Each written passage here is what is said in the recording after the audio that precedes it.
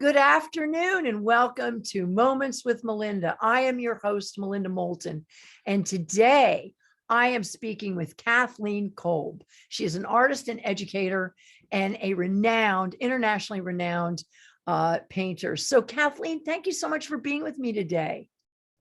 Well, thank you, Melinda. That's a little over the top in terms of praise. I might be renowned in certain counties of Vermont, but anyway, I have had an impact, and as have you, and it's a delight to get to speak with you. Well, thank you so much. I know it's amazing because when I interview artists, they're always so understated about their work and about who they are. There's a level of humility and humbleness that artists have that I really honor. But you truly, and we're going to get into this story for my viewers, are really about how well known your work is. So let's start at the beginning. Can you tell me a little bit about your childhood? Let's see. I was a child. I was a child in Cleveland. I was the eldest of five, and then when I was 20, my parents had a sixth who is wonderful and lives here in Vermont. My youngest sister. I had great good fortune of living near the Cleveland Museum of Art and the Cleveland Institute of Art, which is a regular art school, and enjoyed the luxury, really. And I don't know how my parents put it together, but they did, of spending Saturday mornings either in classes at the museum or in classes at the Institute. So I had a lot of exposure early and was certain of what I was going to do early. My high school art teacher was wonderful. So I knew I was going to go to art school, and my parents and all of us, the seven of us at that time, moved to New Jersey my senior year of high school, and that sort of set the stage for going on further in my education.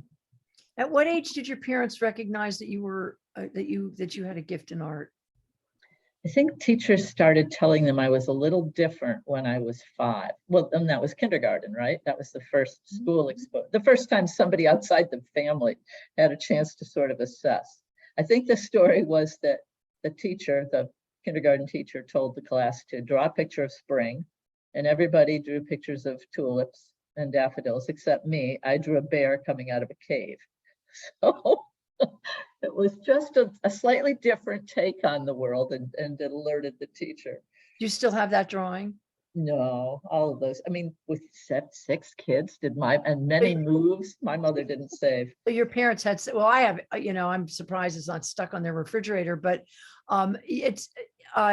you come from a family of 6 children. Yes. Yes. And where do you land in that family? I'm the eldest. You're the oldest. I'm the responsible one, sort of. I'm the trailblazer and the responsible one. Wow. Well, that explains quite a bit. So you talked about your art teacher, but who else in your life, or maybe it was your art teacher, who was your inspiration to pursue art? Let's see. Well, art teachers were great. But I just knew what I wanted to do. I loved making images. I loved creating illusions. I wanted things to be real. I can remember really studying Andrew Wyeth paintings by the time I was 15 and 16. I can remember I spent a lot of time in the museum. So a lot of the inspiration came from dead artists, long dead artists. I mean, I loved the antiquities too, the Egyptian things, and the Giottos and the Della Robbias. I mean, it was all over the map. The Cleveland Museum is an extraordinary collection, much renowned. So I had that and didn't really realize, I can remember playing hide and seek among the sarcophagi with my pals who were, also being picked up by mothers, and we were waiting. It was a place of comfort for me. The museum has always been a place of comfort and familiarity, which I think it might be different than it is for a lot of people. Well, let's share with our viewers your website, because I want them to visit your website. It's really a beautiful website, beautifully done. It's basically Kathleen Kolb, Kathleen.Kolb.com. And I encourage my viewers to visit Kathleen's website. It's beautiful. Now, Kathleen, your work has been represented by New York galleries. You've had over 40 solo shows and 90 group shows in New York and New England. Your work speaks for itself. It's beautiful and brilliant, but your success is one that many artists aspire to achieve. At what point in your life did you realize that you were a nationally acclaimed artist? Well, I still wouldn't call myself that, but I guess, this is really funny when you think about it, because Vermont is a small pond, but, and that's one of the great things about it for people who, for all of us really, because we have access to each other. So it was definitely a turning point for me when I was in my mid 30s, early 30s, and Vermont Life wanted to do a piece. So Tom Slayton came to my house. I gave him lunch. He came with the then art director, Mason Singer of Laughing Bear Associates. We were all a great deal younger then, but that felt to me like a giant leap into celebrity. But Vermont Life magazine is not exactly international acclaim. But that was certainly a moment for me of feeling like I had some exposure that gave me a bigger audience. And I really appreciated that. Well, I've interviewed artists who say, oh, well, my work will never be, and accomplished artists say, well, my work will never be exhibited in New York. And there's this sort of sadness that they just didn't quite. I know. And at the end of the day, it's like, yeah, but your work is great and it's brilliant and you made a career out of it. Right. You did break into the New York. Yeah, how did that happen? I guess I had some ambition. I think it takes a lot of drive, and luck, and then luck with timing. So I started sending. I had who helped me with this? Giovanna Peebles introduced me to the guy who does all the photographs, and I hate it that I can't come up with his name right now. But Peter Miller, or no, the Weimaraner ones, the dog photos. You know who I mean? Yes. But anyway, he and his wife were connected in New York, and they gave me a short list of galleries that were interested in realism. Is it Hunack? No. Those are paintings. These are photographs. Okay, photographs. And this is horrible that I'm stumbling with this. If I'd known the question, I would have researched my answers. Okay. But anyway, they gave me a short list of galleries in New York that were interested in realism. And believe me, it is a short list. So I just started sending, exhibition announcements and photographs of my work to those galleries, thinking, well, it doesn't hurt to have them, see my name and say, where have I seen that name? Because it came in their mailbox. I mean, that's not possible anymore to do that. Everything happens electronically and everything's screened and you can't submit. So one of those galleries was Sherry French Gallery on 57th Street. Not a top tier realist gallery, but a good gallery. And that was my start. I stayed with her for 7 years. And from there, I moved over to David Findlay Galleries with the help of Lee Potter Findlay. At the time, the gallery was being operated by her younger brother, Michael Findlay, who now lives in Middlebury. I mean, it all comes, it all goes around, as you know. Circle. So I stayed with him until the gallery closed a year or two after the Great Recession began. So I had about 14 years in New York. Well, that's extraordinary. And you know what? You're not giving credit to your work. So I just want to give credit to your work. That's what oftentimes gets you to that level, is the extraordinary work that you do. Now, in 2015, you were invited to be a fellow at the Ball and Glen Arts Foundation in Ballycastle, Ireland. Share with us your love of Ireland, because a lot of your work is focused on that country. Yeah, that was an adventure. It was a residency fellowship that I learned about from another artist. That application process and recommendations, and how those things go. And I was fortunate to be invited to spend 5 weeks there. And it's a small situation. It's very rural. It's very Irish, but in many ways it's not that different from rural Vermont, except that the ocean is just, half a mile's walk away. That part is pretty phenomenal. And the weather is quite different. But anyway, I had a great 5 weeks in residence there and another week or so traveling around. I don't know what my romance with Ireland, really is founded on. I certainly have Irish ancestry. I just have a romantic attachment to Ireland. You have a section on your website, by the way, folks, Kathleen Kolb.com. You have you click on, and it comes down like 6 different items, including watercolors. And one of them is Ireland, and all of your paintings from Ireland are there. So that's why I focused on that. Well, let's talk a little bit about the Art of Action, because I was involved in that as a board member of the Vermont Arts Council. That was kind of a big deal back when we did it. And you were part of 10 artists that were selected from over 300 applicants. Tell us about that experience. That was great. It was crazy in a lot of ways. It was really crazily structured, but it was an inspiration between the Vermont Arts Council and Lyman Orton and his partner Janice Itzy. Mhm. And they funded this amazing program to create art by Vermont artists in a certain time frame about the future of Vermont.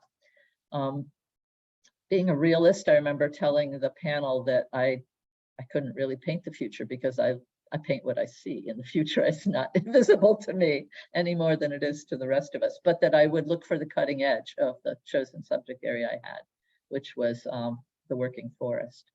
So I really enjoyed doing that. It was really exciting to go and find the loggers and foresters who were doing responsible logging and follow them around and photograph them and bring those photos back to the studio, make the work, try to do it in this absurd time frame. And then, the whole thing had its own mechanism for being resolved. But it was a great experience. The other artists were wonderful, but the experience of being of having an excuse to go and spend time with these workers and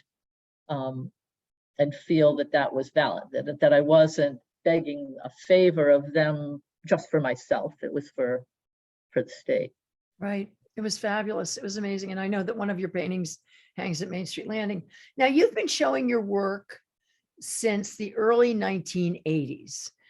How has the art world and the business of art changed for you over the years? I think the business of art has changed a lot over the years, and a lot of that's the way the digital era has changed everything. The fact that we're doing this, that I'm going to be able to screen share images, that just wasn't the case. I mean, it used to be you took slides and sent slides to places.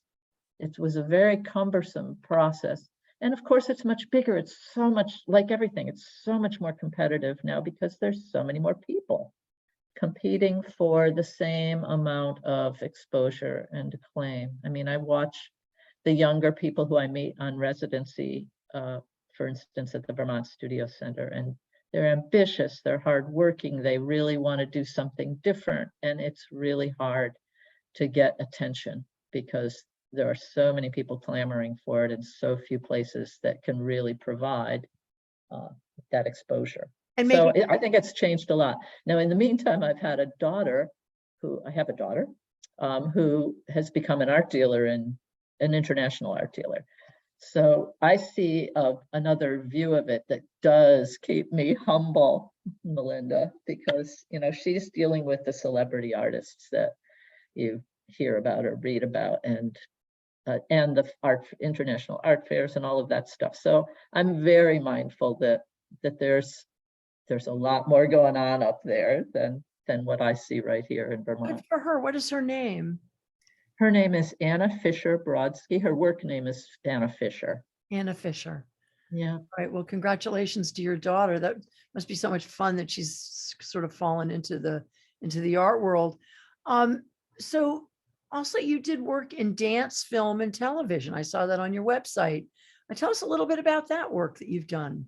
Well, those are projects that come up. So dance was an invitation from a dear friend who I taught with at the Governor's Institute on the Arts for many years, still a dear friend, Peggy Peliquin, who fabulous modern dancer, worked with some great companies, David Dorfman it's included. And she's made a number of pieces. She went on to do choreography and teaching and other things as dancers have to do. But one of the pieces that she choreographed, she wanted some visuals, and she had a videographer involved, and she wanted some images. And so we worked together, and I gave her some images and they worked into her show. So that was a dance. Film was a different thing. The gallery I was working with in Vermont at the time, in Stowe, Clark Galleries, developed a relationship with a production company that was doing the film What Lies Beneath. I think, who was that? Harrison Ford and Michelle Pfeiffer, I think. And there was an artist character. The set designers needed stuff. So he contracted with them and basically rented them the entire contents of my studio. I mean, it all went. Everything went to LA. A truck came and they took the couch, they took the easels, they took the books, they took the palettes, the brushes, the paint, everything came back with little labels on it like this that said Kolb. I mean, this is a tin can. They took that to LA.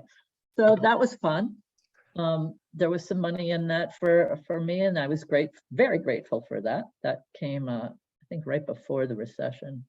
So that's just projects. TV, I'm trying to remember what well, your work has expanded into so many areas. Now you have a list of works as noted in your bibliography on KathleenKolb.com, and I encourage my viewers to please visit Kathleen's website. Your work is broad, deep, and extensive. You have your work in so many selected collections around the country. You are an internationally recognized artist. I would like to share some of your work with our viewers. We're halfway through our show. Well, actually, we only have 11 minutes left. So, but I really want my viewers to see your work. And I was wondering if you'd be willing to share some of your images and talk about them. I would love to. So I'm going to try this. We'll see if it works. You tell me if this is effective. Thank you. What have we got? Thank you, Kathleen. You bet. So this is a recent, I'm showing you recent work because I have a show up now at Edgewater Gallery in Middlebury, Vermont. And some of the work is a little different and some is the same. This is a watercolor. And we're not seeing it. So you're not seeing it. Oh, wait, share screen. How about that? How about that? Let's see how this works. How's that? There you go. You Okay. started sharing your screen. There it is. Thank you. You're welcome. I'm glad you alerted me to the fact that it wasn't working. I hope it looks good. This looks beautiful. This is a painting from a photo taken in Scotland of a dear friend and I went over. Let's see if we can move to the next one. This is a recent watercolor of and this is more my traditional subject matter. So there's a couple pieces in the show that follow traditional subject matter, which seems like a good. How do you do the detail you do in watercolor? Because watercolor is not easy it's not an easy medium. And then to be able to do the kind of detail you do. Well, let's keep moving through but I just want my viewers to understand that Kathleen painted this with, in watercolor. Right. Well, let's see if I can figure this out. I'm having a little trouble with my application here. Yeah, painted that in watercolor, and it's just what I do. I'm a kind of a nutcase for having it. So I'm sorry. Just let me go see if I can figure out how to get this screen back on my screen so I know what I'm looking at. Well, if you just hit, I can tell you too what you're looking at, but it's minimized at the moment, and I can't figure out how to get it back up to where I can see it all. Well, let's let us go back to our interview, and I'm going to send people to the Edgewater site, okay? Because we only have 8 minutes left. Here we go. I'm going to whiz through some images then, just to give you a taste. So these are more recent. There's a few pieces here that have to do a little bit with the pandemic. You can't see the far shore. You're in a beautiful place, but it's isolating. I also love to paint pictures of the night. This painting is of an elderly housing building in the tiny town I live in, Lincoln. So the painting's titled Elders. And, you know, it's meaningful to me as I think about our community. Again, this has to do a little bit with the pandemic because of the isolation we're all experiencing. This is a dear friend with her dog. We were out for a walk. Another place that I dearly love, this was a farm that belonged to another very close friend up in the Northeast Kingdom. These are all meaningful for me. As I look at them, it's actually good for me to realize this. This is another very dear friend in the doorway of his barn in Lincoln on a very cold, early March evening. Lots of snow, same barn from a different view. And again, back to that, how are we going to get out of this pandemic? What do we see in the future here? What's going to happen? And yet we live in a beautiful world. And we are the lucky ones to be able to be here in Vermont through this experience. Are these good, Melinda? Is this working for you? These are amazing. And talk about you talk about your ability to capture light. You're a realist painter, and you have this ability to capture light, which is extraordinary. And you actually highlight that when you talk about your work. Well, it means a lot to me, but my ended. So here's light that's crept away from the world. This lone person doing her evening walk up a hillside, but the daylight is gone. In this one, the daylight is only barely lingering in the sky and on the top of Mount Abraham, but the light originates in the barn. So I've taken up an interest in very different qualities of light. Now, this is an older painting that came out of an estate recently, and this is also part of the show. And I'm kind of excited that there are 5 or 6 paintings at the gallery that are not recent, because they come from a period when I was also doing some amazing work. This was sold in New York and never shown in Vermont before, so it's a unique opportunity to see it. It's a 3 by 4 foot painting, and here you see the very direct sunlight on the snow and on the corner of the building. The title of the piece is Column of Light for obvious reasons. You see that the light has created this version of a column in the architecture. So then this again is one of the older pieces, a view from the top of Snake Mountain. So reflected light on all those little chunks of water out in the view and on the rocks. Here again, the reflected light in the remaining light in the sky. I mean, you know that's being lit from beyond the horizon as the earth turns away from the sun, but there's a little glimmer of it on that river in the foreground as well. And then at the other end of the day, the dawn light coming up and lifting the mist off the lake. So there's many versions of light that I'm attracted to and drawn to, and they're all here. This particular painting is a favorite of mine. It's of my son Nathan, who has autism and is a wonderful human being and who loves the water. So this is him going into the lake, a lake in Greensboro one misty morning. So maybe I'll stop there because I like that picture. That's beautiful. Well, you know, I have a grandson with autism, Rowan Wild Riggs, right? I know. I love seeing your posts about him. We should get together sometime and talk about our beloved, you know, these men. These young men. All right, so we're going to unshare your screen there. Perfect. Well, we're coming down to the end of the show. We have 4 minutes left. Okay. I could talk to you for days. And that's mutual. Well, that's why we need to get together. And you're down in Middlebury. So let's talk about the show you have right now called Fragile and Familiar. Those are some of the images that you showed there at the Edgewater Gallery on the Green in Montpelier. It runs through November 8th. Tell us about this exhibit. And to my viewers, I encourage you to go on down to Middlebury and see this exhibit at the Edgewater Gallery on the Green in Montpelier. Thank you, Melinda. I really appreciate that, because you do a lot. When you're an artist, you do a lot of work in isolation because you have something that is compelling to you. You know, it's so compelling that you have to make it. And the making of it might take weeks or months. So you really has to be meaningful to you to do it, or you wouldn't stick with it. So when you go to see a show, bear in mind that it represents years out of an artist's life, generally speaking.